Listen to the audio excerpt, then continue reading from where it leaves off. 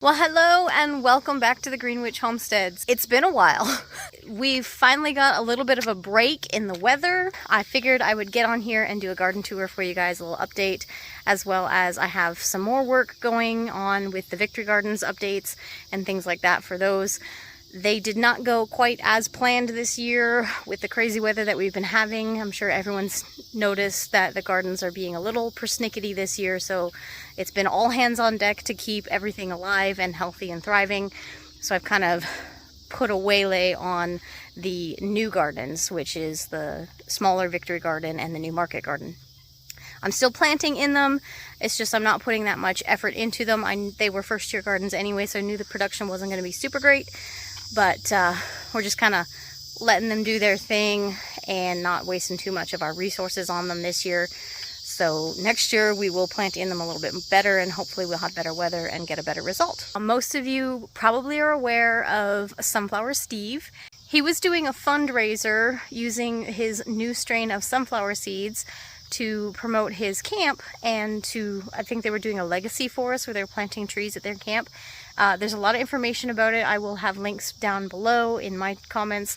Jessica Sowards on Roots and Refuge, she talked about it a little bit. But I was lucky enough to be able to get in on that and purchase some of the seeds from him on a donation. And these sunflowers are starting to bloom. They are called Van Gogh's Legacy. Just look at this glorious thing. It's got the extra petals, and it's got just that hint of darkness to the center petals. I have another one over here that's a much brighter yellow, but again, it's got those black stamen in it. The one that I'm really excited about though is this one in here, which you can see the bud is showing black. So I'm kind of really curious to see. And look at the black on the stems too, like the stalk has got that deep purple in it. This one here is not quite open yet, but you can tell it's gonna have some really pretty colors in it too. So our wildflower field is almost spent. All of our milkweeds are done flowering. I still have some black-eyed Susans back here. I do have a few flowers that are fall blooming, so we might get another round of blossoms through here. Right now it's just a big pile of weeds, but I'm not going to cut it back because a lot of these flowers are host plants, so you're going to have caterpillars and butterflies and all kinds of different things on them in the next couple weeks. This is what remains of the Victory Garden. Our potatoes are here and we're about to dig them out this weekend. I do have to do some weeding. I've got my kale and cabbages in here. I haven't weeded because the weeds have been protecting the plants from the heat. You can tell that they haven't gotten super huge. Again, like I said, this is a new garden space, so the soil was still a work in progress and I had no idea how it was going to grow. So we've got beets in here and back there. I've got carrots. I have one cauliflower right here that's going to seed. And then I've got my tomato rows here. These are my in-ground tomatoes. They are just about to be staked up for the season. They are going to be a fall crop. I did put them in a little bit later. I was concerned with how the weather had been with the drought and the heat, that it was just going to kill them off having them in this bad soil to begin with. I wanted to give them the benefit of the doubt and have enough time to actually get some production on them. So I waited a little bit longer and have them producing in the cooler fall part of the season. So right now they're still small. They're just getting their first set of blossoming on them. And unlike the tomatoes in my big garden, these guys still have a ways to go before they'll produce any fruits. I do have some okra in this row right here, and the rest of the garden just kind of went to the weeds. We do have our potato bags there, and you can see right in front of it is my blackberry row. As far as the beans, I have heard a lot of people have been having a lot of trouble with green beans and pole beans this year. There is this new shield bug and it is eating my beans as fast as the plant can produce them. There's also been a flux of Japanese beetles in our area which eat the leaves off the bean plants as well, and we haven't been able to keep up with those without the possibility of resorting to commercial grade pesticides, which is not something that I want to do. So we just decided we're going to ex-nay the bush beans this year. let the bugs move off to somewhere else, and we'll do a round of them maybe in the fall, but definitely next year. And sometimes when you're gardening organically, that's a decision that you have to make. If you have a pest that you just can't overcome, a lot of times just stop growing their host plant for a year, and that will make them move on to greener pasture because your garden no longer has food that they're desiring. Like I said, I've got my blackberries here, and then I have this big space for my okra row to here that doesn't have anything in it. So I'm gonna finish pulling all these weeds out and getting this soil broken up a little bit, put some new chicken manure on here, and I'll probably do a couple more rows of okra, and we'll probably start seeding this with beets and turnips and winter crops. But let's get to the main garden, the raised bed garden, our show garden, and our kitchen garden. So we are still contending with a little bit of weeds here in the front. The sand that we put down wasn't quite enough. I have not been able to get a soil to do this here.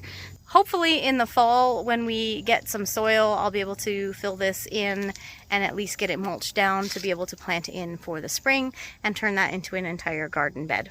We do have our potted flowers. They're doing amazing. I do have my vegetable stand is up here. I'm drying some garlic on there right now. And hopefully in a couple more days, we'll have our signage and this will be turned into a full-on produce stand. So we've got our roadside access right here. We're gonna have some signs come up, and this is gonna be loaded down with some of our extra produce. Since we're not going to the big markets anymore, we're just going to be selling our extras up here. I do have some peppers up here already and some garlic. This is going to be cleaned out. Everything's going to be put into little baskets. It's got a roof on it. I'll probably do some plastic draped on the side to kind of keep it in the shade a little bit more. I haven't quite figured out how I'm going to do all that, but this is our project that we're working on right now to kind of help with a little bit of inflow since we're not doing the market. This monstrosity is my sweet potato patch. I have a feeling we're gonna have a good harvest of sweet potatoes this year. So fingers crossed that it's not just leaf production and we're gonna get a good harvest out of it.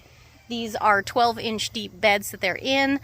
The fun thing with growing sweet potatoes is that they take all summer long. So you plant them as soon as it's warm enough and you get that first kiss of frost onto the leaves. That's when it's time to cut them all back and pull your potatoes out. So we still got a couple months for these guys to get bigger, and I'm so excited to see what's in that bed. So hiding down in here is my carrot bed that I planted with Mallory's method, the cornstarch method. Everything's coming up nicely. They're nicely spaced. I haven't had to do any thinning. And growing above it on a half trellis are some slicing cucumbers. I did that on purpose with the slicing cucumbers on top of the carrots because the carrots don't grow super well in the heat.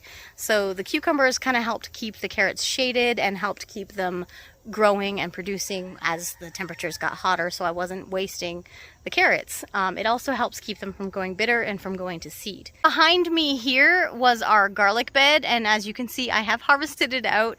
I have planted some more sweet potato starts in here. I had a little handful left over that I didn't fit into the other bed. Behind me here, these are my volunteer Jerusalem artichokes. So I did not plant these guys. They came up on their own. Once you plant them in your area, especially if you have squirrels, you're gonna have them pop up pretty much everywhere. So I usually pick 3 or 4 that are not in the way and I'll let them do their thing, as well as the space that we actually have dedicated to grow them. They are a very delicious food. They're very much like a potato in how you cook them, but they taste like a sunflower seed. And of course, the tomatoes. This is our tomato bed. This is the first bed. These are my red tomatoes. I do have a loofah squash that's growing in there. I'm just gonna let it be. Tomatoes will be done long before the loofah squash is taking over, so I'm not too worried about that. I've got my peppers here, and then over here are my funky colored tomatoes. I've got yellows and I've got purples. The red tomatoes might be super tall already and very lush and thick, and they do have a good production down here. They're already like flopping down. They're getting so heavy. As you can see, I do have quite a bit of tomatoes forming on the lower levels as well as some starting on the higher levels. But because of this heat, I've got a big gap where there's no fruit, and then I have more fruit starting higher up. These tomatoes are doing quite well. I'm okay with them. They are taking their sweet time in ripening. A lot of that has to do with the heat. So just like tomatoes will drop their blossoms if the temperature is above 85 degrees Fahrenheit and they won't set fruit, if they already have fruit set and the temps stay above 90 for long periods of time, the fruit won't ripen. The plant won't produce that enzyme needed to start turning color. So you have to really be careful, especially in a year like this. If you have tomatoes that are heavy in fruit, make sure that you have some way of keeping them cool, keeping them shaded. I've got a mister system, so turn it on for a little bit in the hot parts of the day, just kind of bring the temperature down around the plants. And that's going to help keep the fruit from rotting on the vine before it has a chance to ripen. So if you're noticing that with your tomatoes, if you had green tomatoes on your plants for a long time and they're not doing anything, it might be the heat. You may need to throw a shade cloth over them or get a mister system on them, something to kind of cool the air down around your tomatoes so that you can get some ripened. The plants over here are not quite as tall. There's a couple on the other side that have reached above the trellis line, but most of them are down lower. But if you can see the difference in fruit production over here, these plants are loaded with tomatoes and they're huge. Like, that is a big tomato and they are just covered. Like, these, they may not be growing. I've already picked probably about 10 tomatoes off these plants just today and they are covered in tomatoes. I've also got more on the other side. There's a nice ripe one. I gotta get that one. What the colorful tomatoes lack for in vigor of growing the plants, they are more than making up for in production of fruit. I also have a volunteer tomato here in my green stock. I believe this is a blueberry and cream cherry tomato from Wild Boar Farms. If it is, I'm super excited because all of my blueberry and creams that I started this year were lost. As if I'm like whipping my head around, I've got a battle royale going on around me from the hummingbird feeders. It is just that time of night where the temperatures are starting to cool down, the sun is starting to set, so they're all coming in for the evening meals. And I am right now standing in between feeders in the main thoroughfare highway, so I keep getting buzzed by hummingbirds. So if you see me duck randomly, that's why. You can see behind me here too, these are my volunteer sunflowers. They popped up in the middle of the row and they look beautiful. This guy over here that came up in the actual bed has got some beautiful coloring on it. And those beetles, oh, I tell you what, those little black and yellow striped cucumber beetles have been the bane of my existence this year. So squash bugs are bad, everybody hates squash bugs, but those little black and yellow beetles, they spread a disease that will wipe out your cucumbers faster than any squash bug ever could. And we have been battling them very hard this year. So behind me here is the arch trellis with my beans on it. I do have some loofah coming up on this side as well. My fennel here is just about ready to harvest for the seeds. I have taken some of the fresh leaves off for drying. The beans are not doing quite as well as I would have hoped. We are still getting some nice ones, but I don't know if you can see, they're being eaten by those little bugs that I was talking about. And they're being eaten almost as fast as they produce. So far, the purple potted beans have come up. I do have 4 varieties of beans on this trellis, and I've only seen the purple potted actually produce fruit. But all 4 varieties are growing, so hopefully we'll have some that come in a little bit later once it cools down a bit more and those bugs have kind of skedaddled away. That's the gist of the garden right now. It's a jungle at this point in time. Things are not quite going as well as I hoped they would this year, but they're not bad either. I can't complain. We will be going right into the fall garden here in the next couple weeks. I've got plants starting inside for that, and I'll be taking you guys along with that. I will continue to do the Victory Garden updates and information for those of you who are being a little bit more successful with your garden than mine. If you have any questions or comments about the Victory Garden, please leave them down in the comment section below and I will try and get to them.